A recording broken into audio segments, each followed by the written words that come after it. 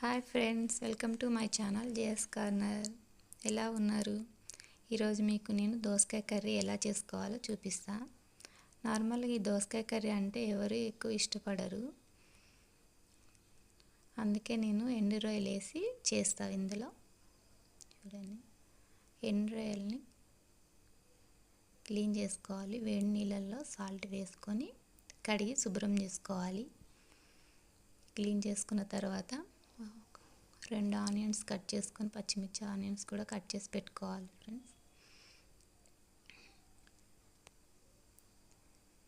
Stove మీద గిన్నె పెట్టుకొని ఆయిల్ వేడి చేసుకుంటున్నా. ఆయిల్ వేడయ్యాక రొయ్యలు వేసుకోవాలి. అందులో ఆయిల్లో వేసుకుని ఫ్రై చేసుకుంటేనే టేస్ట్ బాగుంటుంది ఫ్రెండ్స్. నార్మల్గా చేస్తారు కొంతమంది, ఆయిల్ లేకుండా ఫ్రై చేస్తారు, కానీ అవి బాగోవు. ఇవి కొంచెం వేయించుకోవాలి, బాగా కొంచెం బ్రౌన్ కలర్ వచ్చే వరకు వేయించుకోవాలి. రొయ్యలు వేగితేనే టేస్ట్ బాగుంటుంది. ఇవి బాగా కుక్ అయినాక 2 ఆనియన్స్ కట్ చేసి పెట్టుకున్నా కదా, ఇందులోనే ఆనియన్స్ వేసుకోవాలి. ఆనియన్స్ వేసుకొని వేయించుకోవాలి.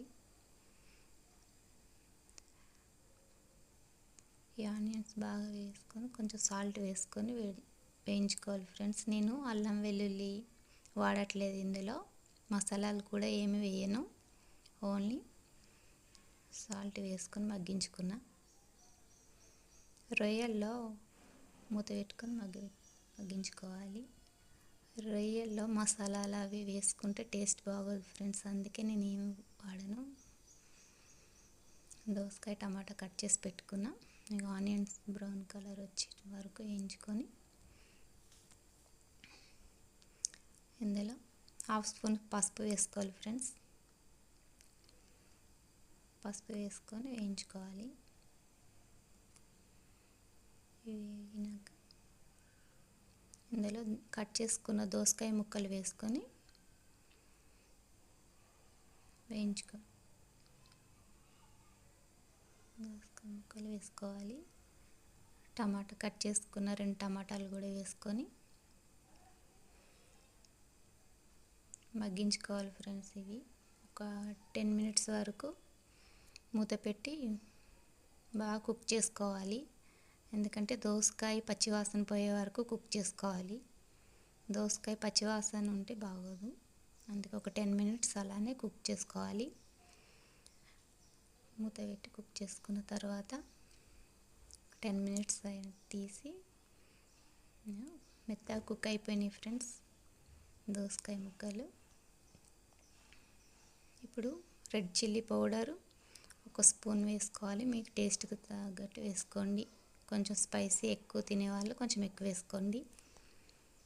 వేసుకొని చిల్లీ పౌడర్ మొత్తం కలిసేటట్టు ఒక 5 మినిట్స్ వేగినాక అప్పుడు వాటర్ వేసుకోవాలి. ఇందులో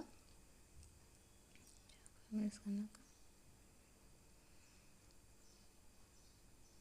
వాటర్ వేసుకోవాలి. ఇప్పుడు ఇట్లా ఆయిల్ సపరేట్ అయ్యాక వాటర్ వేసుకోండి. వాటర్ వేసి మూత పెట్టి ఒక 10 నిమిషాలు కుక్ చేసుకోవాలి. ఇది రొయ్యలు కూడా అందులో కుక్ అయితే కొంచెం స్మెల్ బాగుంటుంది ఫ్రెండ్స్, టేస్ట్ కూడా చాలా బాగుంటుంది. మనం నార్మల్గా దోసకాయ కర్రీ అంటే ఇష్టపడరు చాలామంది. అయిపోయింది, సగం కుక్ అయింది ఫ్రెండ్స్. ఇప్పుడు కొంచెం కరివేపాకు వేసుకొని ఇంకొక 5 మినిట్స్ ఉడికించుకోవాలి.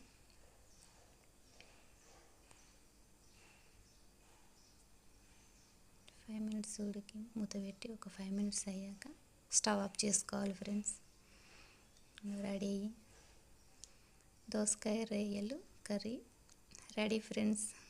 ఓకే ఫ్రెండ్స్, నా ఛానల్ సబ్స్క్రైబ్ చేసుకోండి. Thank you friends.